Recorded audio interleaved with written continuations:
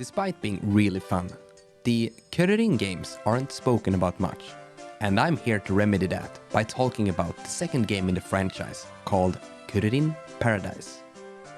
It released on Game Boy Advance in 2002, about 21 months after the first game, also released on the GBA. When I think about it, that's also about how long it took for me to produce this video after covering the first game. I need to produce more. The series did simply not catch on, and Nintendo's strange decision-making regarding the series is one of the reasons for that. The first game was released only in Japan and Europe, and then both sequels stayed in Japan. So, let's dive deeper into the second game here, Kururin Paradise, to see if it's worth your time. Listen to this. I've just learned how to say the name of the game that you're reviewing. Yeah? Kururin Paradise. Nailed it, right? Oh, no. The first one was called Kururin. The second one is only Kururin Paradise. They dropped the Kuru. What? I spent all of this time for nothing. If you have already played the previous game, you mostly know what you will get here, and you will also more or less know if you enjoy it or not. The fact that this is such a safe sequel with a very small number of surprises is, in itself, worth talking about. It is comparable to how the Japanese version of Super Mario Bros. 2 compared to the first one, by mostly being more of the same thing. Or how Oh No More Lemmings, the sequel to the first Lemmings game, is mostly a ton of new levels. We need Lemmings to be mentioned more online. Anyway, Kururin Paradise is about navigating courses as the main character Kururin. He rides Hellerin, his vehicle, which from our perspective looks like a constantly spinning stick. And the goal is to finish levels without dying.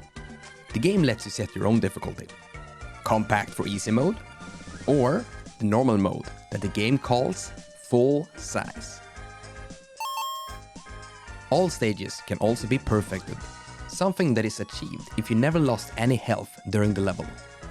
If you do this, you get a star mark on that level to show off how good you are at the game.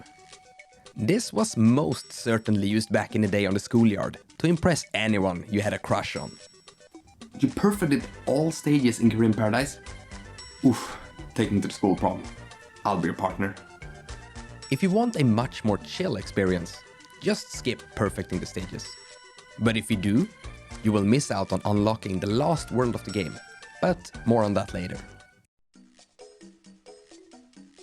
The controls are mostly the same as the first game. You can still control the movement speed with the A and B buttons, but they have also added the ability to increase the spinning speed with the R button, which causes a huge difference in how fast you can navigate the levels if you're skillful enough. This makes it easier and more fun, since you can adjust your timing when trying to get past moving objects that are on set timers.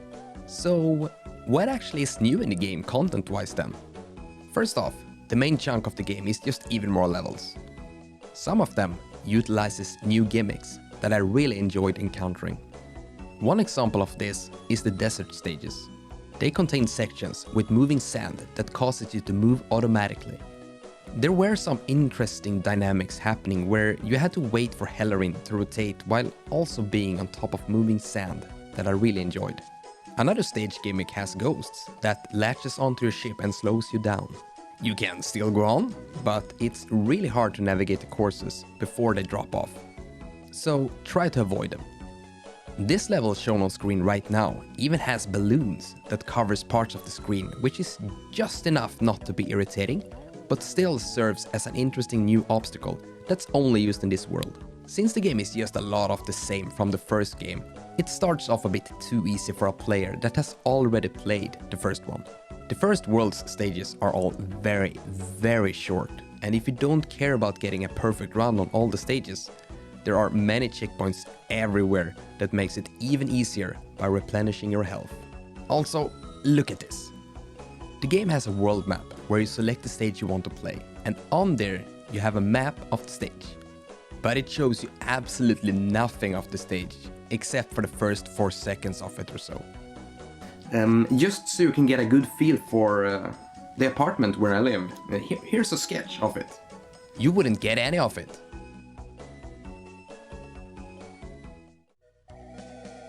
The biggest new feature of the game is the addition of minigames, and those are a surprisingly welcome addition.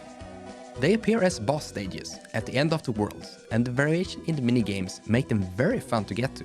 One of my favorite ones was this one here, where you're cutting grass.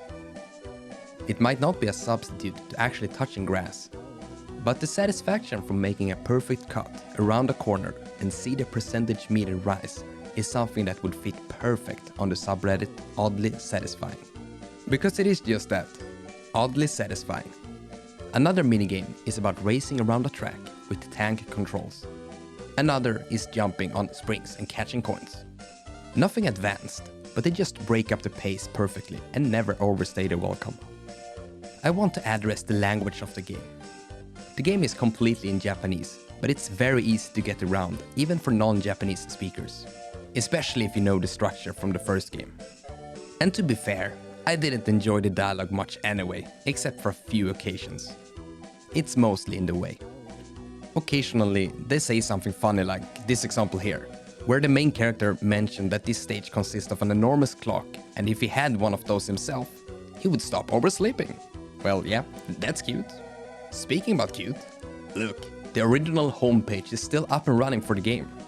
I love seeing old relics like this one on the web. But isn't it weird to find a subscribe button here? But yeah, back to the language part. The only part of the main game that might set you back with the language are the explanations of the minigames. But after playing a few seconds of those, you will have gotten the controls anyway. They are usually very simple, so it's not a big deal. I want to go back to the topic of difficulty. All footage you have seen so far might look very easy, but you have to remember that this game is with a GBA, which means you're only able to go in 8 directions. So any corridors that have, say, a 30-degree angle instead of being straight or diagonal means that you have to keep alternating between different angles at a fast pace to not crash. In my opinion, this is mostly fun and adds to the difficulty in a good way. But a full 360-degree movement would have made the game even more intuitive. If only there was a game that had that, and was a part of the same game series. The Lost World picks up the difficulty a lot. The stages in this world aren't particularly long, but some corridors are nefarious and definitely made my blood boil more than anything else in the game. Still, trying to get through them without colliding with anything was a lot of fun. They also saved the best music track in the whole game for this Lost World, so at least you're accompanied by something great while having your sanity drained. Kururin Paradise is an enjoyable game. If you want a game that just gets to the point without long sections of tutorials and dialogue, this is a big recommendation from my side. Now, I wonder how long it will take for me to cover the next and final game in the series. If you want me to cover it, please let me know in the comments, as the motivation I get from the viewers are what drives me the most. Also, I'm streaming retro and indie games here on this channel, so come and hang out sometimes if you see me live. Thank you so much for watching. Have a great day.